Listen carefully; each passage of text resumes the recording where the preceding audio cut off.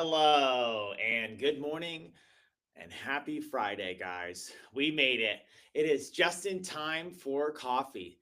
I believe this is episode 7 now. Holy smokes, here we are.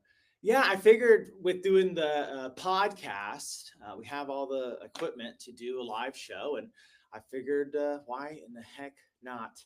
In a previous life, I'd say about 7 or 8 years ago, I streamed on a platform called Twitch, where I was playing video games and stuff like that. And um, willing and excited to use a lot of those skills. So here we go. Yeah. So for today's show, I'm going to be switching up the structure just like a little bit. Wanted to at first, talk shop. I think that's still generally the idea. However, things change, and I'm trying to kind of pivot. So there's a lot that we can do with this show. So right now, I'm focused on doing a quick segment, talking about a topic. Today, I wanted to cover just some quick tips when it comes to recruiting, business development, and managing and growing accounts. And then dig into and move into our sticky note shenanigans section. Um, so that's kind of the goal here. So we will kind of kick this thing off. This is a live show, so it's definitely open to Q&A. Let me go ahead and just pull up the LinkedIn live here, just so that way we can answer any questions that anybody might have. So, okay, so it's up now. Perfect, perfect. So, yeah, so wanted to kind of dive in. So, I wanted to talk about business development real quick. Definitely, big thing here. Obviously, we're in business, so you got to be developing that business, right? You're either growing or the alternative. So, wanted to kind of give some insights into what we are doing that's working, right? So ultimately, it always is going to come down to, for me, I think a multi-channel, multi-touch approach. That's kind of how our methodology is. I am starting to learn different ways of you know um, solving that puzzle, if you will. But for me, I think multi-channel, multi-touch approach has been really successful. You want to make sure you're adding a ton of value. You want to make sure that they have a need. Identify if there's a need. If there is a need, fantastic. Let's go ahead and have a conversation. If that conversation learns or leans into a discussion about your organization, what you do, your fee structure, and stuff like that, that's been a really good way for us. So yeah, when it comes to BD, a couple quick tips. I'm a big proponent of niching down. So I like to stay in one sphere while I'm doing BD at a time, business development at a time. So let's just say I wanted to recruit on a specific position. Let's just say a dentist role. That would be the one role that I would like to really target in my searching. And then I would pick a territory as well. So, you can get, statewide, you can go citywide if it's a big enough city, and then look for all of the organizations that are looking for a dentist, if you will. Build that list out, and then from there, go to town, right? So that's a good BD tip when it comes to account management. So that would be once they sign that dotted line and they become like an actual account. Do start doing work with them. A couple things you want to make sure you're setting really clear expectations. I think it's really important, so that way it can mitigate anything that might happen during the interview process. There's so much that can happen. There's so many opportunities and areas to influence and make a difference. So definitely want to set those expectations so that way you can, make a difference, help out, really earn your fee, if that makes sense. Um, and then when it comes to account management, I think it's really relationship based, right? So you want to make sure that you're constantly growing and maintaining those relationships. And I think one thing I'd like to share today would be no news is news. Ultimately, I think reaching back out to your candidate or your client rather, and letting them know what's going on is really critical. At the end of the day, that can be what separates you from everybody else. I've been on some intake calls, and recently too, I've been on some intake calls, and I'm like, hey, are you working with recruiters right now? They're like, well, we have in the past. I'm like, okay, well, let's explore that, right? So, what happened? how did it go, right? So a lot of the time, these folks are, selling sunshine and rainbows to clients, right? They get them to sign the agreement, and then from there, uh, they might not hear anything. And what's probably happening on the back end, especially if it's a contingency search, they're bringing it to their team with the information that they got. Hopefully, they've got some good detailed information. They're going into the market. They're going to see who's available, and they're going to try and reach out. If anybody, turns up, fantastic. If not, that's probably about all the work that they're probably willing to do. There's a lot of organizations out there that are just trying to find the next, lowest hanging fruit, right? They're just running around shaking trees, and seeing what fruit falls. Um, so I think, when it comes to developing those relationships, all you really have to do is like follow up, right? Even if you're working on a position and you haven't found anybody for the job, like that's a reason to make a call, right? And that's a touch point, right? That's an opportunity, an area for another conversation, right? Let's just say you're working on this metaphorical dentist position in Jacksonville. If you call it in and you're like, hey, this week, I spoke to 9 dentists, I sourced 24 of them, called them all, texted them all, emailed them all. I spoke with 9 of them. 3 of them sound like there might be some interest, waiting to hear back, waiting on an updated resume from 1, and the other 5 said no. One of them said that the location was too far away from his house. There's nothing we can do about that. 2 of them said salary. So we understand, I know when we took our intake call, like salary was going to be a reasonable concern. And then, the other 2, I believe um, the benefits of their current employer were better. So, that's why we haven't submitted anybody, but I'm hoping this person that, sending me their updated resume gets back soon. So that right there alone is going to convey a ton of value, and that can really push you into the top 10% of your industry, because I can almost tell you, um, those recruiters, they're not following up. I've worked with probably 50 recruiters, in my day. I'd say there's, a good handful of those people that follow up with their clients regularly. And those people are the ones who are making the most placements, right? We always say the one with the most search assignments wins, right? So there you go. That's my account management tip of the day. And then I wanted to dig into some recruiting tips. So we're a big proponent over here, Titan Placement Group. When we're recruiting, we really want to screen candidates out. Okay.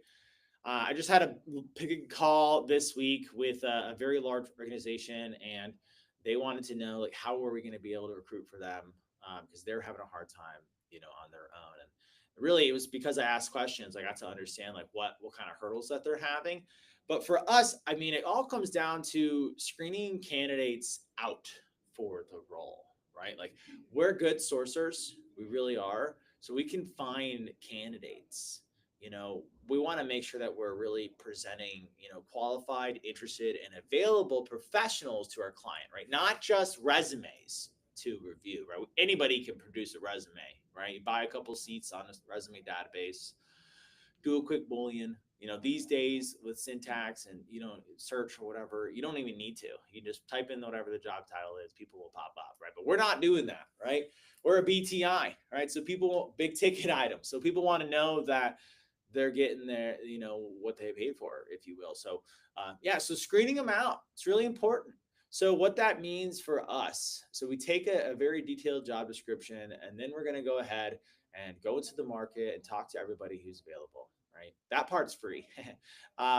But when we get a chance to talk to somebody, it goes a little bit deeper than that, right? We're not just sharing the name of the company and the job description and saying, does that sound like something you'd want to take a look at? Yeah. Okay, great. Let's go ahead and get you over. No, that's not really what we're doing here. What we're focusing on is, yeah, of course, we'll go over, all the details that we have, right?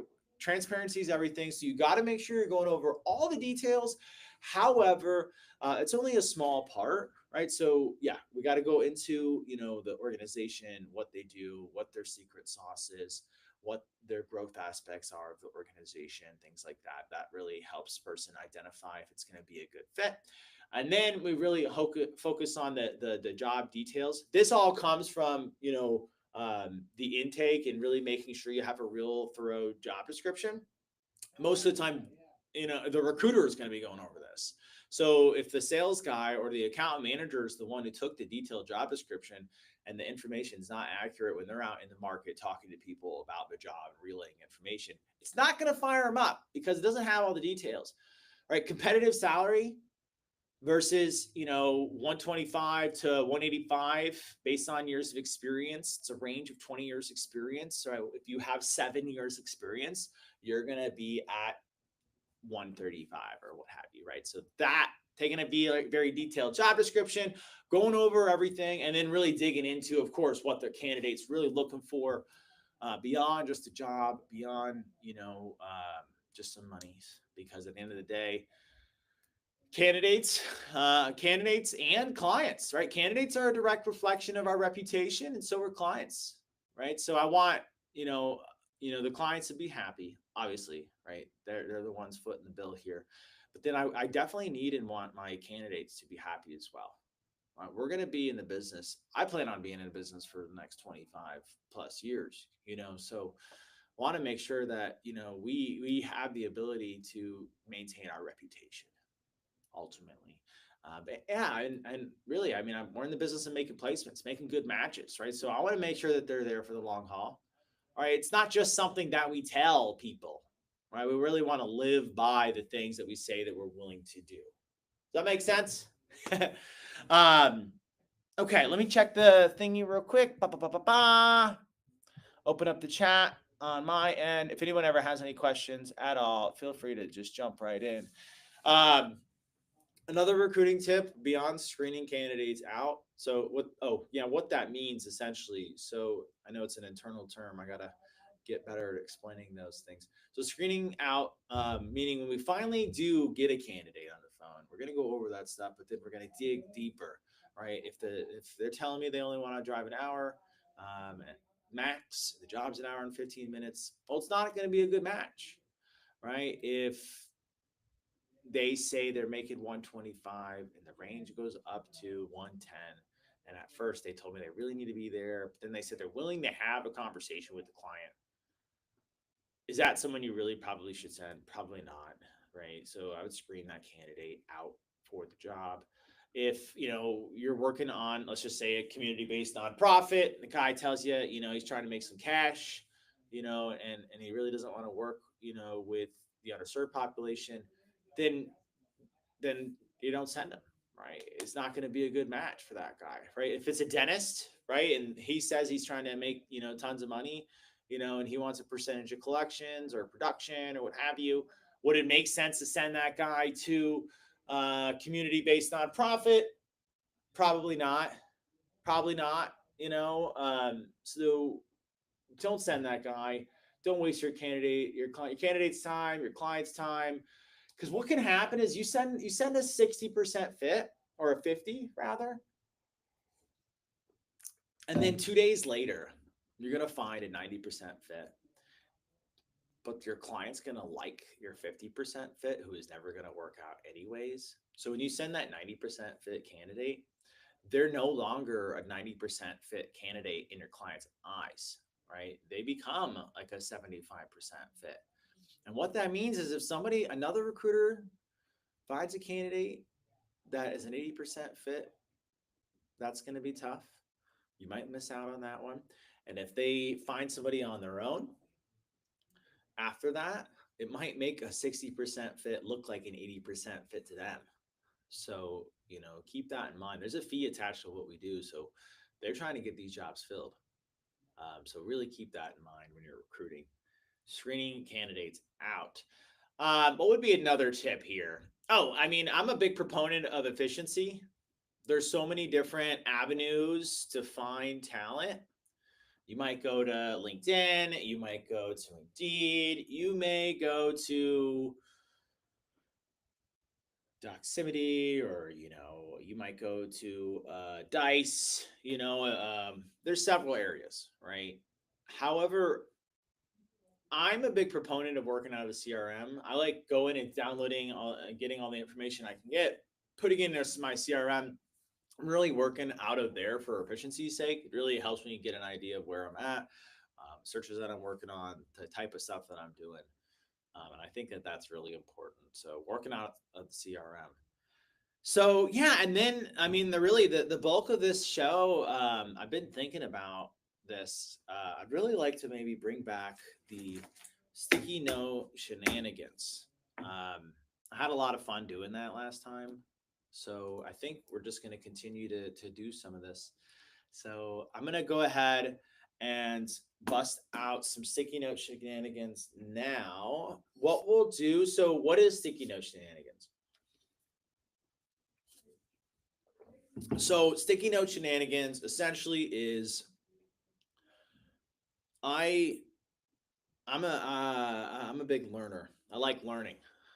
Okay, and basically what that means is I'm always trying to be better. You know, self-esteem is earned by doing esteemable things or something like that, right? So I'm always trying to learn, grow, be better, right? I'm a big proponent of personal development, right? You're either growing or you're dying, right? I even said that earlier on in this show related to the business.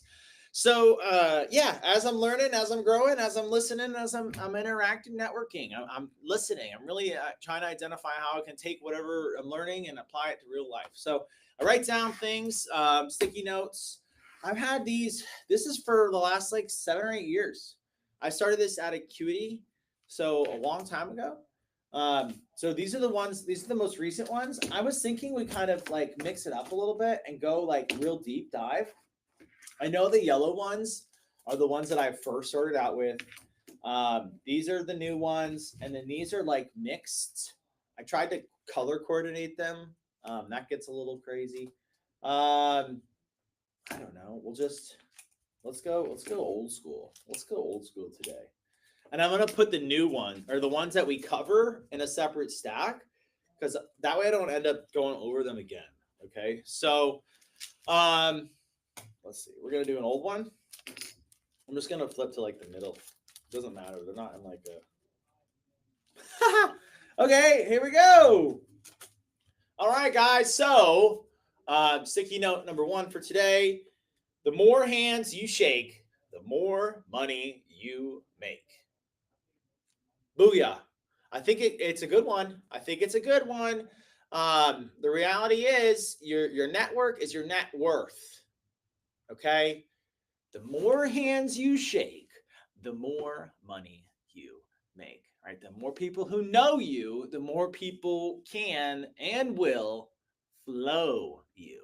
Right. So the more hands you shake, the more money you make. Booyah. Love that. I'm trying to earn a nice, decent income for my family here. All right, here we go. I don't know what I was thinking. Get them to follow you. This is years ago. I'm trying to think where I was when I wrote this. Get them to follow you. I think that might have been at a time where I felt like I was a follower, you know, and the reality is that's okay, right? That's okay. But I like to think of myself for the majority as a leader, right? I think it's a value that I take very seriously. So yeah, for me, you know, being a leader is important. So I need a reminder. I needed a reminder to get them to follow you. Oh, here we go. This is a good one. Level up, dude. Level up. Level the hell up. You're either growing or you're dying. It's time to level up, right? It's like a video game. Like you don't play a video game and not level up, right? The reality is there are things you got to do. You know, you got to get experience in order to grow as a human being, right? Jim Rohn says you got to work harder on yourself than you do your job. You got to increase your own value so people can increase their value of you. Level up. I don't know where I was going with this, but top 5 objections. What are the top 5 objections, right? when it comes to recruiting, I'd say top 5 objections. Not looking for a job. Let's see here. I don't like recruiters. No, thank you. I'm busy. Um, I don't like that, specific type of role. Or I've heard negative things about that organization. Those are top 5 objections for recruiting. All right. And, okay, here we go. These are the 6 basic human needs. I think is Tony Robbins, if I remember correctly. So the 6 basic human needs: certainty. People want to know, that they can believe in something. Variety, right? Variety is the spice of life, guys. Variety is the spice of life, right? Can't have the same thing happening every single day. That would be boring. Oh my gosh. Significance, right? Significance, right? People want to feel like they're making a big impact. They want to feel like the work that they're doing is making a difference, right? They want to make and have some significance. Connection, really important, right? We're in the recruiting business, so connection's everything in our business, right? You want to make sure that you're connecting, right? Connecting the dots, connecting, and being present. I think that's really important. You want to be able to have meaningful connections with human beings. I think that's really what it's all about. I personally, I thought for a long time, I thought I could do this all by myself. And, that's really only going to take you so far, right? In order to get further in life, you got to have people. And I think it's better that way, honestly. It's more fun. Growth, right? People want to know that they are in a different spot than they were, right? People want to feel like they're continuing to learn and grow. I mean, we're only on this planet for 100 years, if you're lucky, right? So you want to know that you're continuing to grow as an individual. And contributions, super, super, super important. You want to feel like your voice is heard and that you're making an impact in a positive way, right? So I'll do maybe like 1 or 2 more, and then we'll see if there's any questions, and then we'll just kind of wrap it up for today. Let's see here. What was this one? Insight and motion.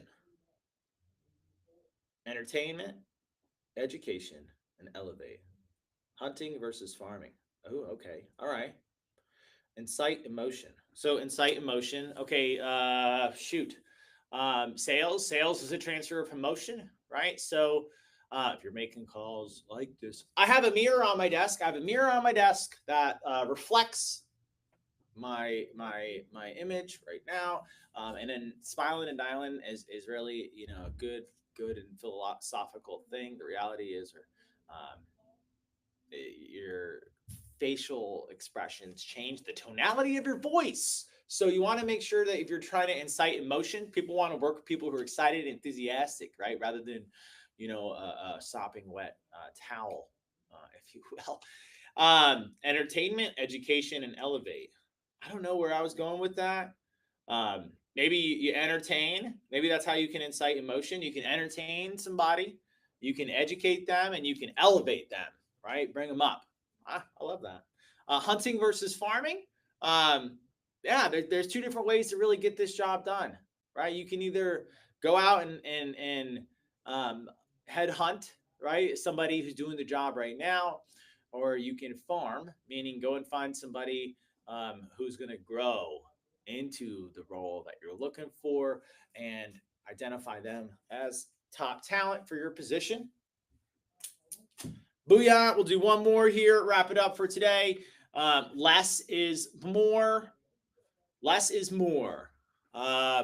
In the grind culture, more is more. However, I've realized, I've been in that culture for quite some time now. You can absolutely stretch yourself too thin, right? When I think about less is more, I think about a story about lumberjacks. I don't know where I got this story.